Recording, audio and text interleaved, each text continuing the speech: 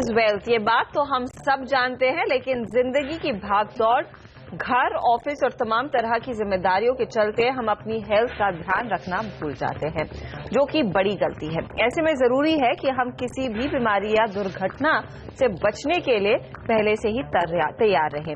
Health insurance के जरिए आप अपने और अपने पूरे परिवार की सेहत की सुरक्षा कर सकते हैं। इसीलिए यो मनी में आज हम बात करेंगे हेल्थ इंश्योरेंस की, लेकिन उससे पहले नजर डालते हैं आज की बड़ी खबरों पर। गिरावट से उभरे बाजार, अच्छे ग्लोबल संकेतों के दम पर बाजार में आई रिकवरी, सेंसेक्स 45 पॉइंट चढ़ा।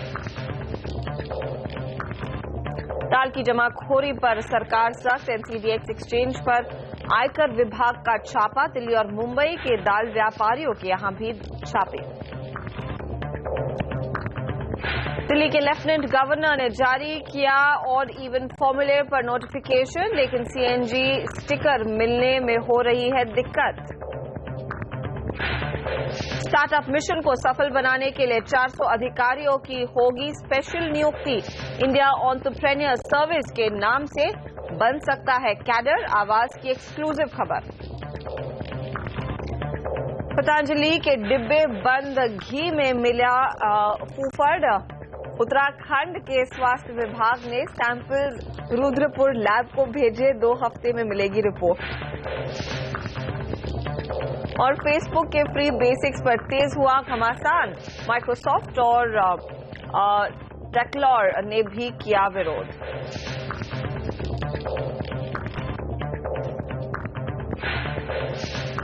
और देख लेते हैं यो मनी में क्या है खास आज।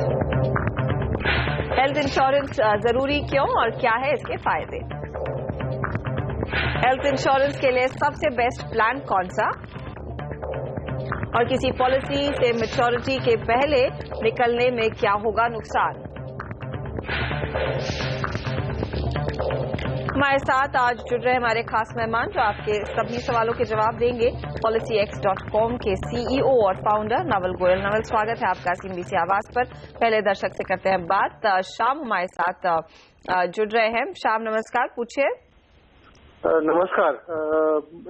मुझे यूनाइटेड इंडिया इंश्योरेंस का एक्चुअली पॉलिसी है और लेकिन मुझे थोड़ी दिक्कत हो रही है कि ये कंटिन्यू करना चाहिए दूसरी कंपनी से। आप कितना पैसा डाल रहे हैं इस इंश्योरेंस में हर महीने या फिर हर साल? एक्चुअली हम लोग का 3 फैमिली मेंबर्स है। मैं, मेरी वाइफ और मेरा लड़का है। लड़का भी मेजर है, तो हम लोग तीनों तकरीबन 25,000 रुपए डाल रहे हैं हम लोग 3 का। और प्लस टॉपअप है उनका, वापस 15 लाख का, उसका तकरीबन 21,000 रुपया दे रहे हैं हम लोग सुपर टॉपअप पॉलिसी का, एंड 15 लाख। तो मतलब टोटल कवरेज 20 लाख का, 5 लाख बेसिक और 15 लाख टॉपअप कवर। और मैं दूसरा डिटेल्स मेरे ईमेल में भी दिया हुआ है। तो आप कुछ सजेस्ट करेंगे कंटिन्यू करना चाहिए कि दूसरे में बेस्ट ऑप्शन थोड़ा कम रेट पे मिल सकता है? ओके, और कितने सालों से आपने ये पैसा निवेश किया है इस पॉलिसी में? एक्चुअली काफी सालों से ये ईयर से मैंने थोड़ा इंक्रीज किया। पहले 2.5 लाख था, मैं 2.5 लाख से 5 लाख का कवरेज बेसिक कवर बढ़ाया, और टॉपअप था 5 लाख का, उसको मैंने 15 लाख किया इस साल से।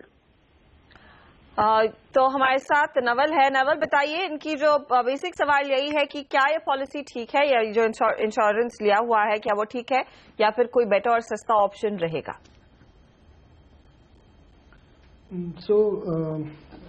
मैं ये कहना चाहूंगा कि ये पॉलिसी काफी अच्छी पॉलिसी है और काफी रेट भी इसके कम है। बट अगर इनको कोई फीचर, स्पेशली कोई फीचर चाहिए जो इस पॉलिसी में नहीं है, तो इनको फीचर्स को कंपेयर करना पड़ेगा रादर देन कि खाली प्राइस देके। तो यूनाइटेड की पॉलिसी वैसे प्राइस कॉम्पिटिटिव तो काफी होती है, प्राइस सस्ते ही होते हैं, बट फीचर वाइज हो सकता है कि इनको रेलीगेयर या स्टार में कुछ प्राइवेट कंपनीज में कुछ फीचर्स एडिशनल मिल सकते हैं। तो अगर वो फीचर्स की जरूरत है तो शायद वो पॉलिसीज कंसिडर करें, नहीं तो प्राइस पॉइंट ऑफ व्यू से इनको सस्ती पॉलिसी मिलना तो मुश्किल ही होगा इनसे। क्योंकि इन्होंने कहा कि 3 लोगों के लिए इन्होंने पॉलिसी ले रखी है और इनके बेटे की उम्र है करीब 30 साल। क्या इनको फोकस बस अपने और अपनी पत्नी पर ही रखना चाहिए जब ये पॉलिसी ले रहे हैं, या फिर इस पर्टिकुलर पॉलिसी में भी? जी नहीं, तीनों की पॉलिसी करा सकते हैं ये, मतलब अगर बेटा मेजर है तो फिर ये अलग पॉलिसी कराएं उसकी, और अपनी वाइफ की पॉलिसी एक लें, तो वो फैमिली फ्लोटर में कवर हो जाएगा। और अगर बेटा मोर देन 18 इयर्स है तो वो अलग पॉलिसी करवा सकते हैं उसकी। क्या आप इनको सुझा पाएंगे कि कौन सी दूसरी पॉलिसीज मार्केट में अवेलेबल है? और जो आप कह रहे थे कि स्पेशल फीचर देखना होगा, शाम से पूछ लेते हैं। शाम, आपकी उम्र क्या है? मेरी उम्र 57 है, मेरे वाइफ की 54 है। और मैं लड़की की, और मुझे पर्टिकुलर कंसर्न क्यों है कि तो 60 ईयर्स चेंज करना पॉलिसी बड़ी मुश्किल हो जाएगी। तो अगर आप इसे अभी क्विकली अगर बाद में मेडिकल का उनका टेस्ट वेस्ट का भी चक्कर रहता है जी बाद में। इस पर नवल आपकी क्या सलाह होगी? जैसे उन्होंने कहा इनकी उम्र 57 है, पत्नी की उम्र 54 है। जी बिल्कुल सही कहा इन्होंने कि 60 के बाद जनरली कोई पॉलिसीज मार्केट में मिलना मुश्किल होता है, बट पॉलिसीज जैसे स्टार हेल्थ की सीनियर सिटीजन प्लान है जो 60 के बाद ही मिलता है, 60 प्लस एज ग्रुप को ही मिलता है। लेकिन अगर इनकी कंटिन्यू में चल रही है पॉलिसी तो मैं सजेस्ट करूंगा कि ये कंटिन्यू ही करे, क्योंकि कोई भी नई पॉलिसी लेंगे उसमें एक वेटिंग पीरियड होता है, हो सकता है फीचर्स में चेंजेस हो। तो अगर इनको कोई फीचर में प्रॉब्लम नहीं है तो कंटिन्यू ही करें। हाँ, बेटे की बेशक ये कोई पॉलिसी ले सकते हैं जिसमें ये फीचर्स देख सकते हैं, जैसे कि अगर इनको मैटरनिटी बेनिफिट चाहिए, इनके बेटे की जैसे उम्र 30 इयर्स है, तो अगर उनकी भी फैमिली होती है कल को तो डेफिनेटली वहाँ पे भी वो फैमिली फ्लोटर प्लान कंसिडर कर सकते हैं। तो उसमें मैं सजेस्ट करूंगा कि कोई भी प्राइवेट कंपनी, स्टार हेल्थ या रेलिगेयर या सिग्मा टीटीके, इस तरह की स्पेशलिस्ट हेल्थ इंश्योरेंस कंपनीज को ये कंसिडर कर सकते हैं। ओके, शाम आपका कोई और सवाल या फिर? जी इन्होंने ये कंसिडर किया है ना कि ये तीनों की इंडिविजुअल कवरेजेस है, 5 लाख रुपीज ईच, और जो सुपर टॉपअप की भी है 5 रुपीज इंडिविजुअल, 5 लाख इंडिविजुअल है तीनों में जी। तो ये फैमिली फ्लोटर नहीं है जो मैंने आपको पॉलिसी रेट्स बताया जी। और इनका खाली एक डिसएडवांटेज क्या है यूनाइटेड इंडिया का कि उनका कुछ वो रूम रेंट पे कुछ percentage of the basic cover है, where I think Apollo Munich और उनमें पूरा अमाउंट देते हैं। तो उसके लिहाज से ये स्टिल कंटिन्यू करना चाहिए ये प्राइस में at the lowest price point, I mean. Okay, इस पर नवल आपकी क्या राय रहेगी? जो उन्होंने वो पॉइंट उठाया है कि एक पर्टिकुलर रूम रेट ही यूनाइटेड इंश्योरेंस देती है, दूसरी तरफ अपोलो म्यूनिक की जो फैसिलिटीज है वो शायद बेहतर है। जी, तो इनको पहले तो मतलब हॉस्पिटल की चॉइस अगर इनकी है कोई, और उसमें अगर रूम रेंट ज़्यादा है जो इस पॉलिसी में एप्लीकेबल है उससे अगर ज़्यादा है तो डेफिनेटली ये स्विच करने की सोच सकते हैं। और आजकल पोर्टेबिलिटी होती है तो ऐसा कुछ प्रॉब्लम भी नहीं होगा स्विच करने में, मतलब इनको कोई वेटिंग पीरियड भी नहीं लगेगा क्योंकि इनकी ऑलरेडी पॉलिसी चल रही है। बट इनको कंपेयर करना चाहिए फीचर्स, जैसे इन्होंने ऑलरेडी ये कंपेयर किया हुआ है कि रूम रेंट कैपिंग है, तो अगर इनको रूम रेंट कैपिंग से प्रॉब्लम होती है तो डेफिनेटली ये उन पॉलिसीज में जा सकते हैं जिसमें रूम रेंट कैपिंग नहीं है, बट उसमें डेफिनेटली प्रीमियम हायर रहेगा उनका। तो अगर ये ज़्यादा प्रीमियम अफोर्ड कर सकते हैं तो डेफिनेटली एक बार कंपैरिजन करना काफ़ी ज़रूरी है कि कौन सी पॉलिसीज में क्या फीचर्स इनके लिए इम्पोर्टेंट है। मतलब हो सकता है कुछ फीचर्स किसी के लिए इम्पोर्टेंट हो, किसी के लिए ना हो। तो शाम, आपके लिए सलाह यही है कि जो आपने पॉलिसी ये जो ली है इट्स नॉट बैड, अच्छी पॉलिसी है, लेकिन अगर आपके मन में ये विचार आ गया है, दुविधा आ गई है कि स्विच करना चाहे तो दूसरी पॉलिसी सामने रखिए, देखिए दूसरे क्या बेनिफिट्स है और उसके बाद एक कंपैरेटिव एनालिसिस कीजिए, उसी के बाद आपको फाइनल कॉल लेना पड़ेगा। और जैसे यहाँ पर नवल ने भी कहा और मुझे भी लगता है कि आप अगर चाहें तो एक अलग सी पॉलिसी अपने बेटे के लिए ले सकते हैं या फिर उनको खुद कह सकते हैं वो अपने लिए पॉलिसी ले। ऑल द बेस्ट आपके इस इन्वेस्टमेंट के लिए, इस कवरेज के लिए। अगला सवाल ले लेते हैं विक्रांत का। इन्होंने हमें ईमेल किया है और एक हेल्थ इंश्योरेंस प्लान लेना चाहते हैं। इनकी उम्र 34 साल की है, इनकी बीवी की उम्र 27 साल की है और 3 साल का बेटा भी है। सिग्ना टीटी के हेल्थ इंश्योरेंस कैसा लग रहा है? क्या ये सही पॉलिसी होगी इनके लिए?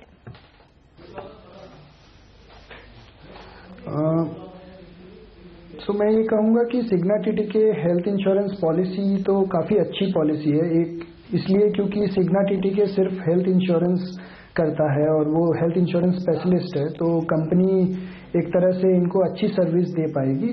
और दूसरा, इस पॉलिसी में जो ये पॉलिसी की बात कर रहे हैं, इसमें काफ़ी फीचर्स है, जैसे रेस्टोरेशन बेनिफिट्स है, मैटरनिटी बेनिफिट्स है।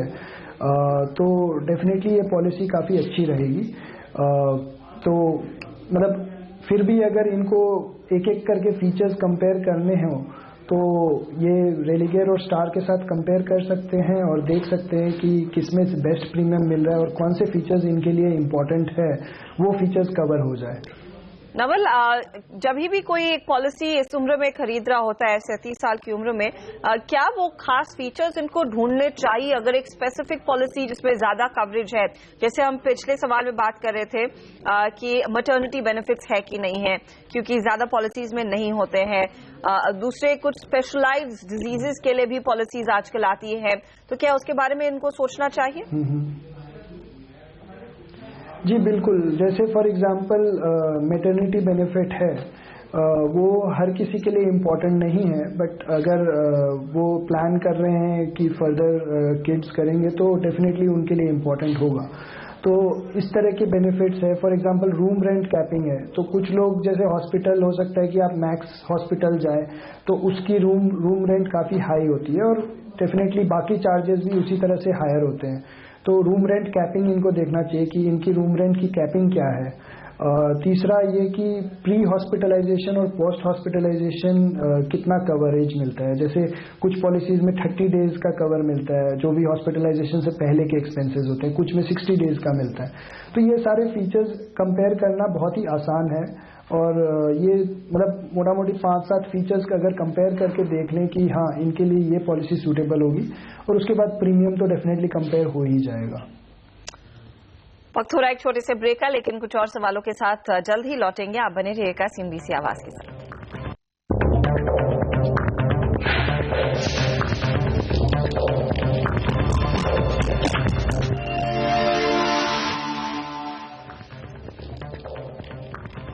आप देख रहे हैं योर मनी CNBC आवाज पर। आज फोकस है हेल्थ इंश्योरेंस पर।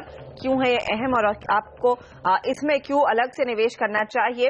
नवल हमारे साथ है। नवल, अगले सवाल लेने से पहले एक बहुत ही बेसिक सवाल मैं आपसे लेना चाहूंगी, क्योंकि नॉर्मली लोग मेडिकल इंश्योरेंस नहीं कराते, इस तरह की पॉलिसी नहीं रखते हैं, क्योंकि कंपनीज उनको ये मेडिकल कवर प्रोवाइड करती है। लेकिन आप अगर हमारे दर्शकों को समझा सके क्यों इम्पोर्टेंट है एक कंपनी के कवर के बावजूद भी अपने खुद से एक पर्सनल कवर लेना। जी बिल्कुल, हेल्थ इंश्योरेंस अभी इंडिया में काफ़ी लो पेनिट्रेशन है, बहुत कम लोग जानते हैं और बहुत कम लोग लेते हैं। और स्पेशली प्रोफेशनल्स होते हैं जो सोचते हैं कि उनकी कंपनी से अगर पॉलिसी प्रोवाइडेड है तो वो उनके लिए सफिशिएंट होगी। बट इसमें 2-3 इम्पॉर्टेंट चीज़ें हैं। एक ये कि अगर कंपनी से पॉलिसी है भी तो वो सिर्फ उस टाइम तक है जब तक वो कंपनी में काम कर रहे हैं। अगर वो नई कंपनी में स्विच करते हैं या जॉब चेंज करते हैं या जॉब छोड़ते हैं तो वो पॉलिसी उनकी रहती नहीं है उनके पास।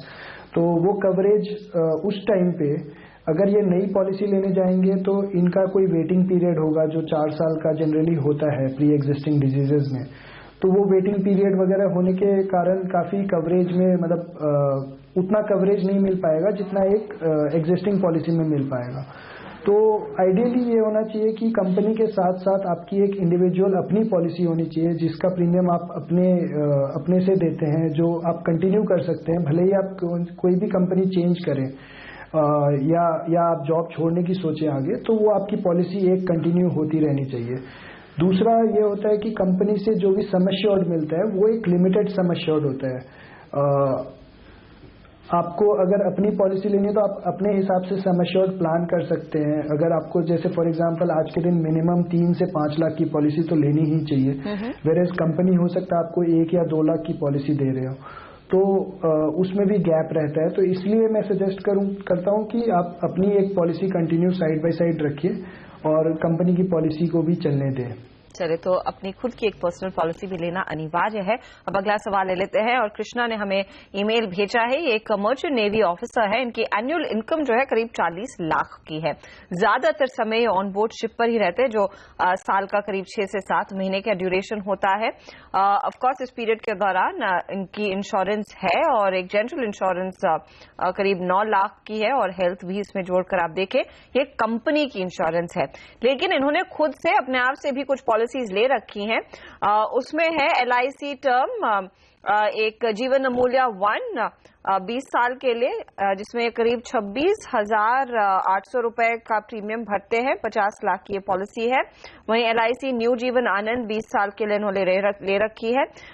LIC जीवन मित्र 17 सालों के लिए और LIC रिटायर एंड एंजॉय की भी पॉलिसी इनके पास है। टाटा AIG का यूलिप इन्होंने करा रखा है 5 लाख रुपए का।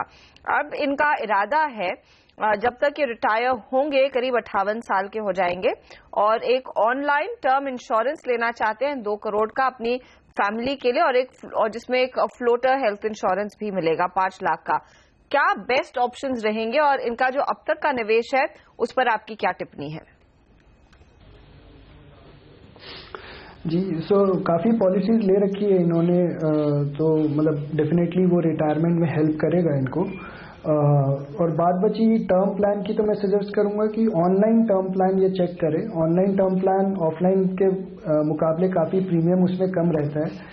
सेम कंपनीज के सेम प्लान आपको रिलेटिवली लोअर रेट्स में मिलते हैं।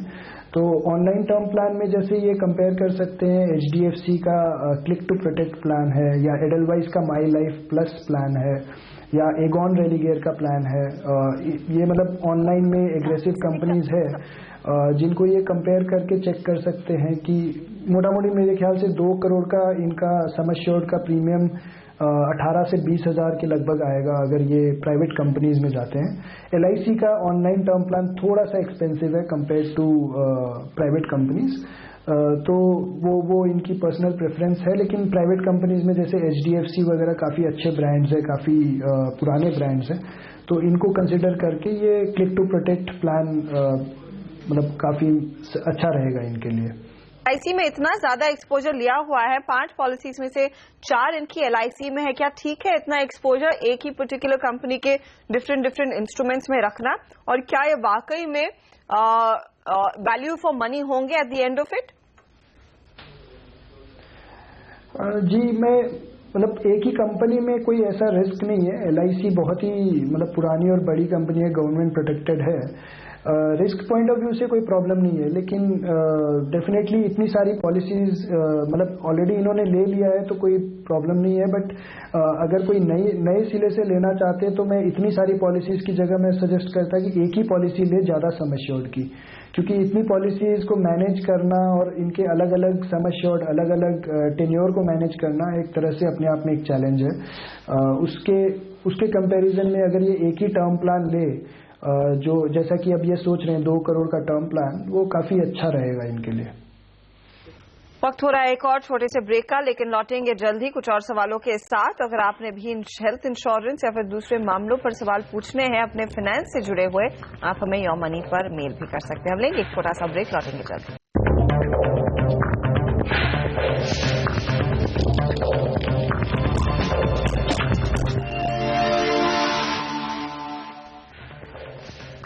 आप देख रहे हैं योर मनी और दिल्ली का रुख करते हैं। हमारे साथ कुलदीप लाइन पर जुड़ रहे हैं। कुलदीप जी नमस्कार, पूछिए अपना सवाल।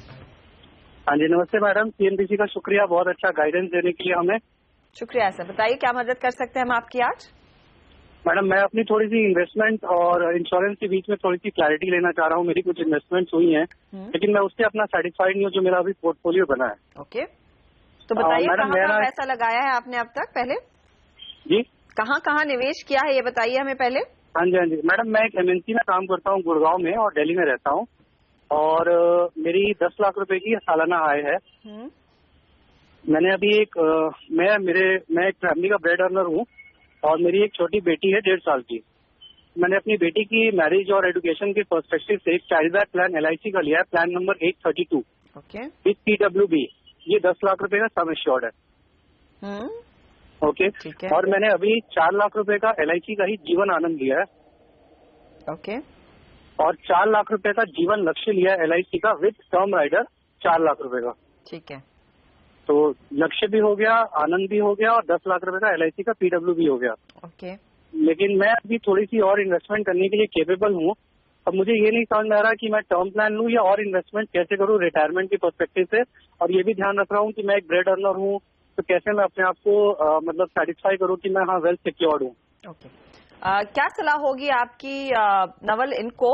इन्होंने 3 प्लान में अभी तक पैसा लगाया लेकिन संतुष्ट नहीं है। क्या आप इनको सलाह देंगे कि थोड़ा बहुत एक्सपोजर इक्विटी में भी ले ले किसी म्यूचुअल फंड के जरिए? जी, मैं सजेस्ट करूंगा कि ये पहले तो एक टर्म प्लान भी ले, क्योंकि जो भी इन्होंने इन्वेस्टमेंट किया है वो रिटायरमेंट के लिए तो सही है, लेकिन इनके क्योंकि इन्होंने कहा कि ये ब्रेड अर्नर है और इनकी छोटी एक बेटी है, तो उसके लिए टर्म प्लान लेना काफ़ी ज़रूरी होगा, क्योंकि जो भी इन्वेस्टमेंट इन्होंने किया है उसमें कोई बहुत ज़्यादा सम एश्योर्ड नहीं है। और ये मतलब बहुत ही कम प्रीमियम में 5 से 10 हज़ार के प्रीमियम में ये 1 करोड़ का सम एश्योर्ड का टर्म प्लान ले सकते हैं। तो पहला पोर्टफोलियो में तो वो ऐड करें। और अगर उसके बाद भी अगर इनको इन्वेस्टमेंट करना हो तो मैं सजेस्ट करूंगा यूलिप पे इन्वेस्ट करें। यूलिप में क्या होता है कि इंश्योरेंस और इक्विटी एक्सपोजर दोनों साथ में मिल जाता है, तो उसमें अच्छी रिटर्न्स मिल जाती है कंपैरेटिवली जो इन्वेस्टमेंट प्लान्स होते हैं। रिटायरमेंट पर्सपेक्टिव से अगर ये देख रहे हैं कि इनकी काफ़ी लंबी होराइजन है, क्योंकि इनकी अभी उम्र सिर्फ 33 इयर्स की है, तो उसके लिए ये यूलिप प्लान पे हर साल इन्वेस्ट कर सकते हैं और उसमें इनका पैसा ज़्यादा जल्दी ग्रो करेगा और साथ ही साथ इंश्योरेंस प्रोटेक्शन भी मिलेगा। नवल, लेकिन अगर ये अलग से टर्म प्लान ले रहे हैं तो यूलिप आपको क्यों लग रहा है एक बेटर पॉलिसी स्ट्रैटेजी रहेगी निवेश करने की as against a core mutual fund निवेश, जहां पर कंसिडरिंग इनके पास टाइम है, जैसे जैसे इनकी उम्र बढ़ेगी, एक्सपीरियंस बढ़ेगा, आई एम गेसिंग इनकी सैलरी भी और बढ़ती हुई दिखाई देगी, तो क्यों ना इक्विटी में आपकी सलाह क्यों नहीं है कि इक्विटी में ज्यादा निवेश करें और यूलिप के साथ जाएं? जी, इक्विटी में भी कर सकते हैं, यूलिप के थ्रू भी इक्विटी एक्सपोजर ले सकते हैं, लेकिन उसमें डिफरेंस सिर्फ एक ही रहेगा कि जहाँ पे इंश्योरेंस की बात आती है वहाँ पे आपको ATC टैक्स डिडक्शंस मिलते हैं, वेरएज म्यूचुअल फंड्स में करेंगे तो इनको ATC डिडक्शन नहीं मिलेगा। तो अगर इनको ATC डिडक्शंस की प्रॉब्लम नहीं है तो ये डायरेक्टली म्यूचुअल फंड में भी कर सकते हैं।